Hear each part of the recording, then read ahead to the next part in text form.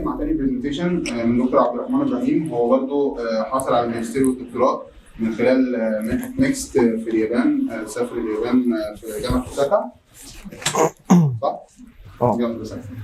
وهيكلمنا برضه عن رحلته او عن مشواره مع منحة نيكست في اليابان.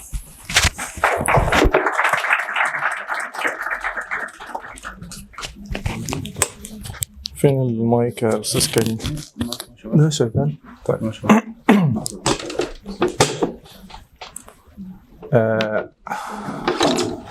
انت مجهز البرزنتيشن ده؟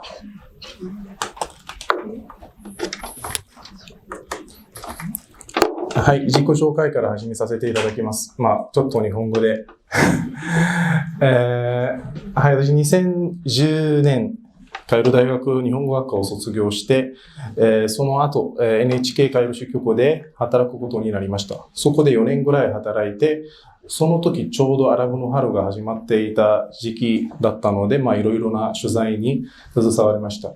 そして、2014年から、日本に行くことになって、大阪大学で、2年研究生やって、その後2年、間で、博士前期、課程の学生としてそこで勉強して、修士論文を書いて、そして修士号を習得しました。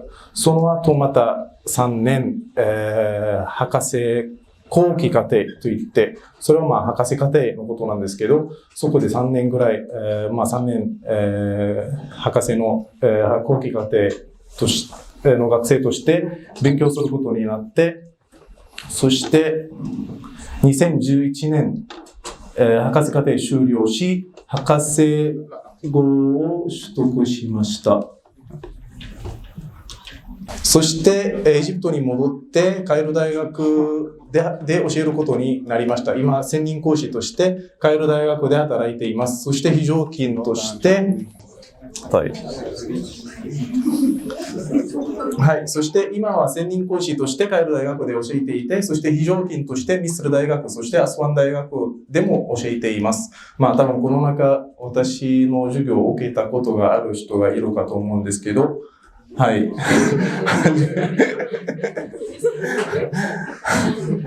はい。よろしくお願いします。では、発表させていただきます。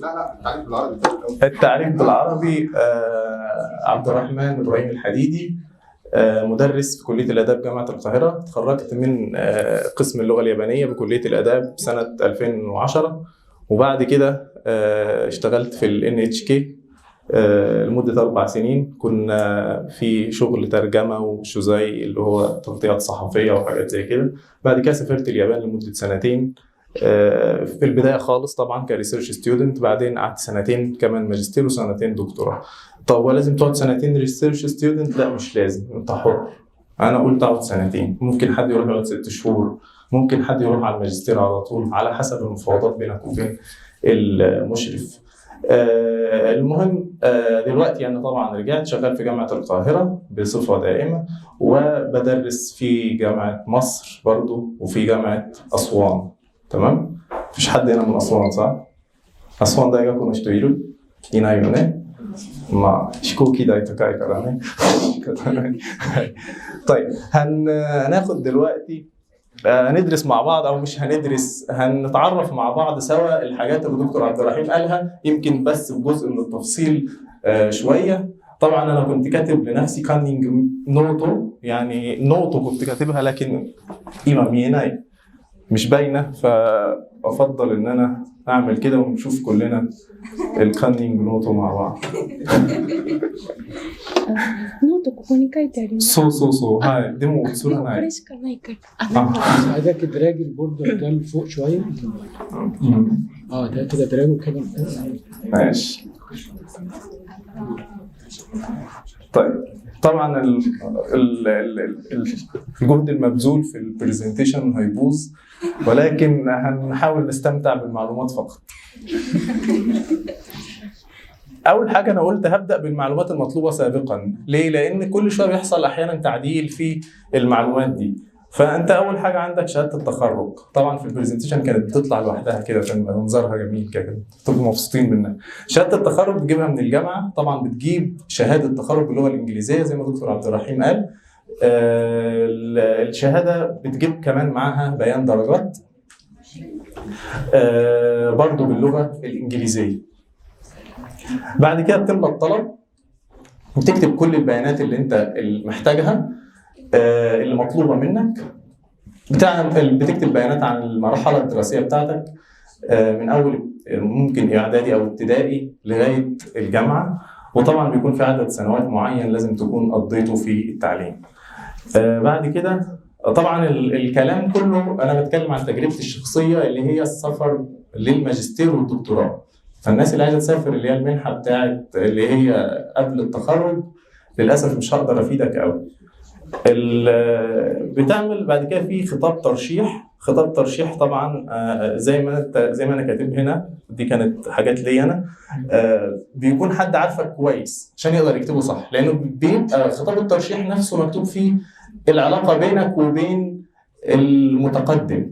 فلو حد مش عارفك زي ما قلنا هنا، خطاب الترشيح بيكون 2 حد، زي مثلا بالنسبه لي كان رئيسك في الشغل اللي هو رئيس القسم، والحد الثاني هو شخص اكاديمي يعرفك اكاديميا، لان انت رايح تشتغل شغل اكاديمي، فيكون حد يعرفك في علاقه اكاديميه بينك وبينه. طب مش هتروح لواحد صاحبك تقول له النبي كتب لي خطاب ترشيح، انت تعرفه منين؟ ده واحد زي الفل. طبعا ده مش هينفع، لازم حد موثوق فيه، وطبعا يستحسن يكون حد موثوق فيه بالنسبه للسفاره اليابانيه كمان. ما ينفعش حد متطوع مثلا؟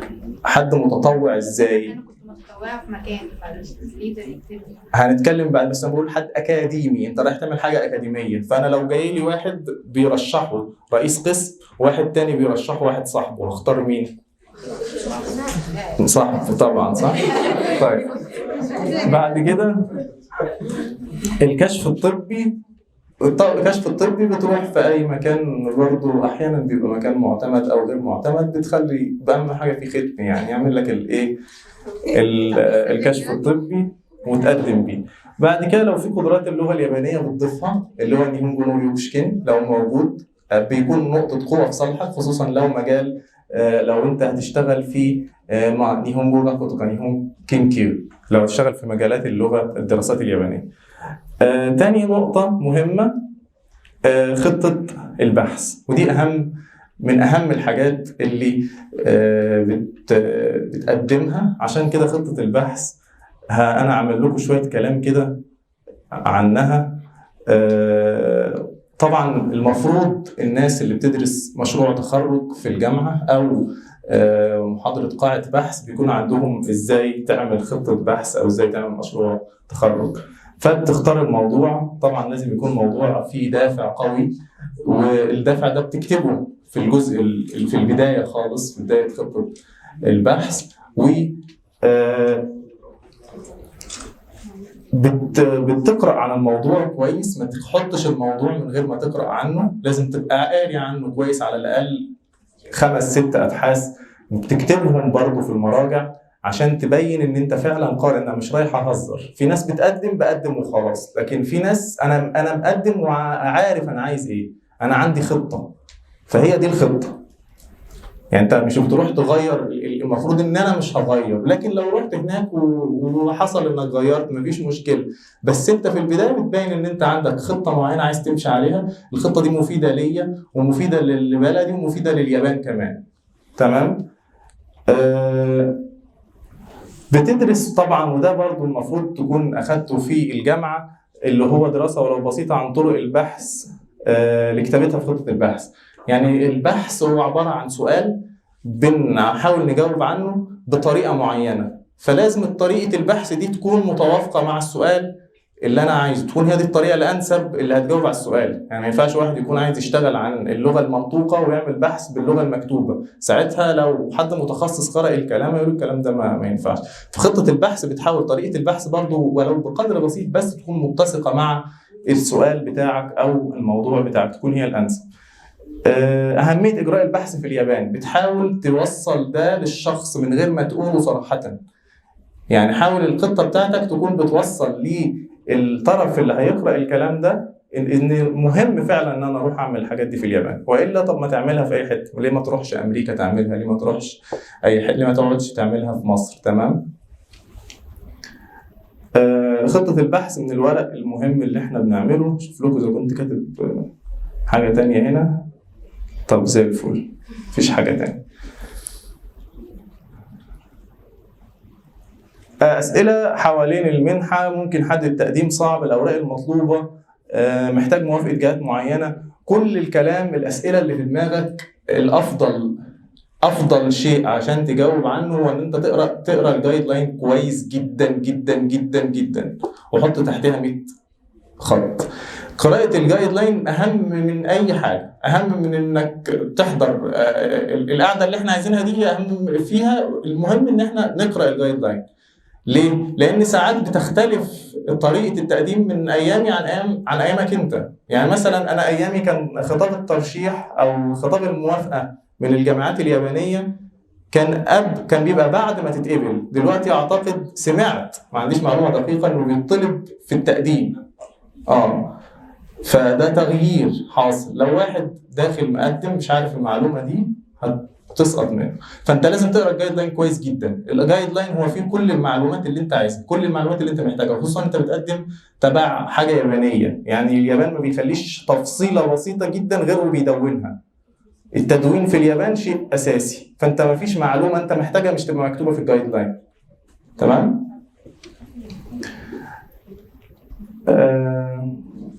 طيب لو انت خلاص قرأت الجايد لاين، تاني حاجة مهمة انك ممكن تشوف اللي سافر قبلك على طول.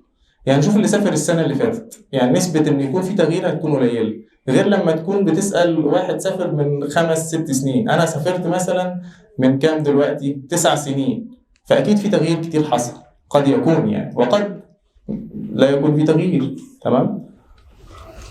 فانت لما هتقرا الورق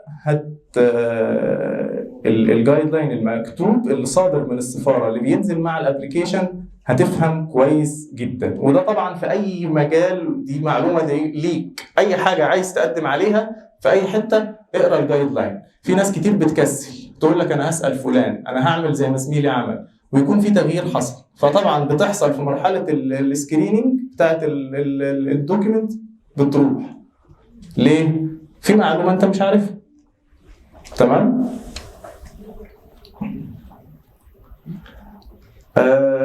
طبعا من الافضل انك تقدم قبل الموعد النهائي. يعني هو قال لك تقدم الورق قبل 30/6، فانت تقدمها قبلها. حاول تقدم. الافضليه مش افضليه انه مش هيبص على القديم، بس انت خلي نفسك كده على طول في السيف سايد. تمام؟ فتقدم، تحاول تخلص حاجتك وتقدم قبل الوقت النهائي. لو قدمت بعد الوقت يوم 30 وحد جه يقدم يوم 1/7 مش هيتاخد منه الورق. فانت المفروض ما تخليش حاجه متاجله. تمام؟ اول حاجه بيبقى مرحله الفحص. الاوراق بتتفحص في السفاره، بيشوف الورق المطابق للشروط، الورق الغير مطابق اللي باين ان صاحبه ما قرأش حاجه بيترفض. بعد كده بعد مرحله الفحص بيكون في مرحله امتحان كتابي. الامتحان ده اياميه برضه. الامتحان الكتابي بيكون بيجي لك اللي بينجح في مرحله الفحص بيجي له الرقم بتاعه ان هو نجح، بتروح تمتحن. بعد كده بياخد الاولويه للناس اللي جايبه درجات اعلى، خصوصا ان المنافسه بتكون كبيره. بعد كده بعد الامتحان الكتابي اللي بينجح فيه بيروح المقابله الشخصيه. المقابله الشخصيه هي بقى اللي بتكون عن البحث، وبتكون اكتر عن خطه البحث بتاعتك. وممكن يكون في حد متخصص في المجال بتاعك يسالك، او متخصص في المجال اللي انت عايز تروح تشتغل عليه. يعني انا مثلا كان عشان دراسات يابانيه كان في مدرس في المجال ده جه سالني واتناقش معايا في خطه البحث، وسالني عن احد المراجع كمان. قال لي المرجع ده قريته؟ قلت له قريته. قال لي طب بيقول ايه؟ قلت له بيقول كذا كذا كذا كذا. طب انت كاتب الكلام ده في خطه البحث بتاعتك؟ كاتبه او مش كاتبه على حسب، يعني كاتبه فين؟ في صفحه كذا. فبيكون في كلام بينك وبين الشخص اللي بيمتحنك بيكون في ناس، طبعا بيكون اكتر من شخص، في حد بيسأل الجانب الاكاديمي بتاعك عن طريق خطة البحث، وفي حاجات تانية المفروض اللي هو بقى عايز يشوف ثقتك في نفسك، اعتماديتك، لان في ناس بتسافر تقعد شهرين وترجع، في ناس بتسافر ما تكملش، في ناس بتسافر ما تقدرش تستمر، فهو بيبقى عايز يختبر الجزء ده فيك انت كمان. طب انت تقدر تعتمد على نفسك ولا لا؟ تقدر تعيش لوحدك ولا لا؟ فكل ده حاجات بيسألها لك بطريقة او باخرى من الممتحنين اللي بيكونوا قدامك. طبعا بيكون بعد ما بتخلص مرحلة المقابلة بيبقى مرحلة التواصل مع المشرفين اللي انا بقول لكم ان هو تقريبا بقت قبل دلوقتي. فبتتواصل مع المشرف، برضه بتختار حد ليه علاقة بالمجال بتاعك، المجال اللي انت عايز تشتغل عليه. مش هتروح تجيب موافقة من حد بيشتغل في الأديان وانت عايز تشتغل في اللغة، او انت عايز تشتغل في الثقافة وهو شغال في التعليم. فبتشوف حد متوافق مع الأفكار. وطبعا يستحسن لو حد انت كاتب له مثلا مرجع. يعني لو انا بقرأ في مجال معين، اول حاجة هعملها هقرأ، هختار وانا بقرأ عن موضوع اللي انا عايز اكتب فيه، هيطلع لي مراجع. اول حاجة هقرأها هتلاقي فيه مرجع. طب المرجع ده هبص عليه، هبص على المرجع ده واقرأه، هيجي لي مراجع تانية هقعد اقرأهم، هتلاقي نفسك المرجع بيجيبك لمرجع وهكذا. طيب طبعا مش لازم بالعمق ده في البداية يعني، ولكن على الأقل زي ما بقول لكم 5-6 أبحاث كده تكون قرأتهم. لو في واحد من اللي انت مستخدمهم كمرجع لسه موجود وعايش وتقدر تتواصل معاه يكون أحسن. ده بقى تبقى مفهوم ان انت لا، انت ده عارف هو بيعمل ايه، ده شغال في مجال كذا وعارف مين كويس في المجال ده وعارف ان هو عايز يروح عنده عشان كذا وقرأ له ابحاثه، فعلا ده مش بيهزر. تمام. لكن طبعا في حاجات تانية بتبان ان انت لا، ده يعني بتبقى معروفة من طريقة كتابتك لخطتك او بعد ما تتواصل معاهم بيبقى في اورينتيشن. طبعا بعد ما بتنجح كان الانترفيو هي اخر حاجه، بعدين بتتواصل مع المشرفين، بتاخد الموافقه، بيعمل لك اورينتيشن برضه يتكلم معاك عن الدراسه والعيشه في اليابان ومعلومات عن الحياه في اليابان وهكذا، وبعد كده بتسافروا بالسلام.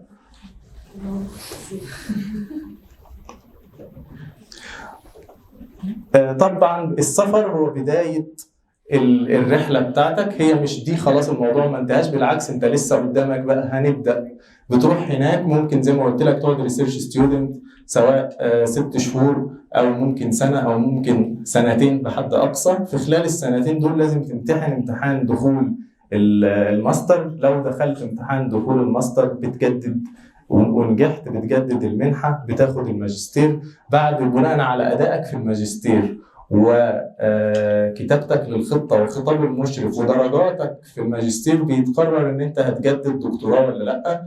لو الموضوع مشي كويس والدرجات بتاعتك، يعني احنا مثلا عندنا كان اللي جايب كان اس، اللي جايب اس اتجددت، واحده كانت معانا كانت جايبه ايه ما اتجددتش المنحه من الماجستير. فبقى قدامك يا اما تشتغل جيهي بفلوسك يا اما ترجع. فبيكون طبعا الموضوع بيبان هو كل حاجه من بعيد بتبقى صعبه، لكن لما بتنخرط جوه المجال بتبقى جزء منه، بتبقى انت نفسك خلاص بقيت مفيش لا مفر، فبتخش جوه المعمعه وبتقدر تتعامل ان شاء الله. مفيش حاجه مستحيله لكن مفيش حاجه سهله. ممكن تقعد 6 شهور لحد 2 بعد كده ماجستير، وبعد كده 2 ماجستير، بعد كده 3 سنين دكتوراه.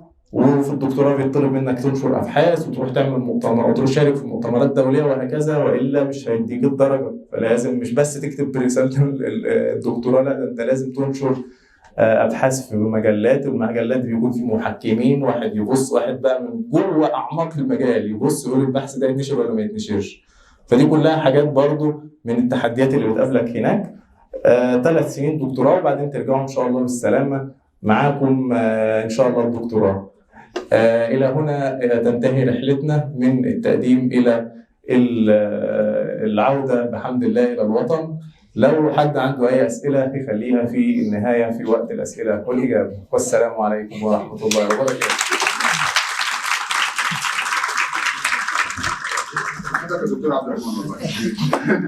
طيب ودلوقتي شكرا جدا لدكتور عبد الرحمن على البرزنتيشن الرائعه بتاعته. يعني اكيد انتوا استفدتوا، احنا استفدنا. شكرا جزيلا.